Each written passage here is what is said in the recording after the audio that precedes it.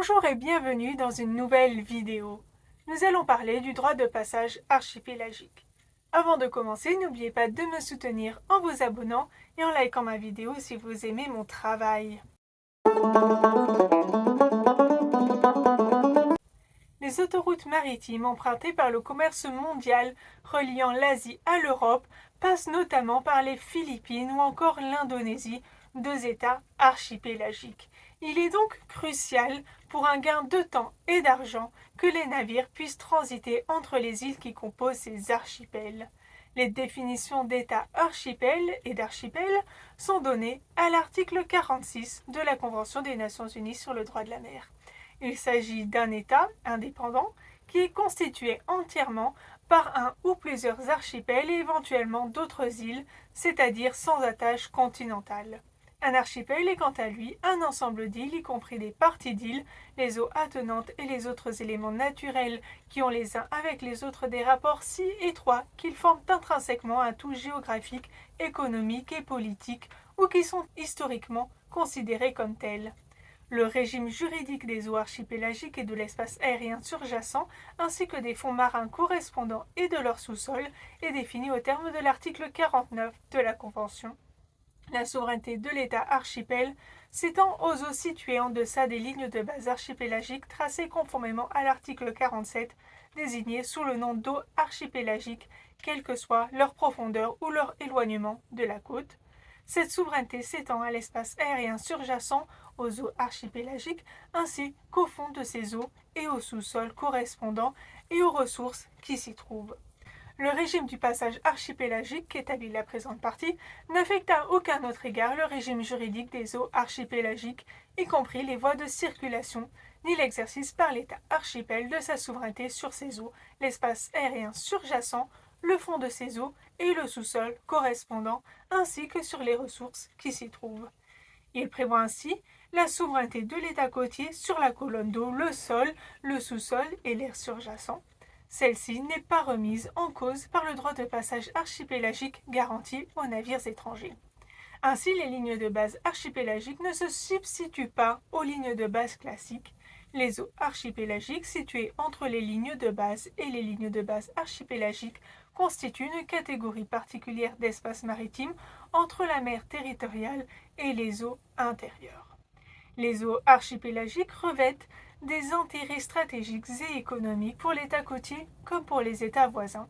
Cela est confirmé par le fait qu'elles font l'objet d'accords bilatéraux comme l'indique l'article 51 intitulé « Accords existants, droits de pêche traditionnels et câbles sous-marins déjà en place ». Cet article permet également la maintenance des câbles sous-marins déjà en place qui ont été posés par d'autres États et passent dans leurs eaux sans toucher le rivage. L'État archipel a toutefois compétence pour autoriser ces travaux conformément au paragraphe 2. Venons-en à présent à l'élément le plus nécessaire relatif aux eaux archipélagiques qui fait l'objet de cette vidéo, qui est prévu à l'article 52 de la Convention sous la forme d'un droit de passage, le droit de passage archipélagique. Celui-ci inclut également le survol. Ce passage s'effectue conformément à l'article 53 dans le cadre d'un passage inoffensif. Il s'applique à tous les navires et aéronefs, donc même les navires de guerre, tant qu'ils ne sont pas menaçants. L'article 53, paragraphe 3, donne la définition suivante du passage archipélagique. L'exercice sans entrave par les navires et aéronefs, selon leur mode normal de navigation et conformément à la Convention, des droits de navigation et de survol à seule fin d'un transit continu et rapide entre un point de la haute mer ou une zone économique exclusive et un autre point de la haute mer ou d'une zone économique exclusive.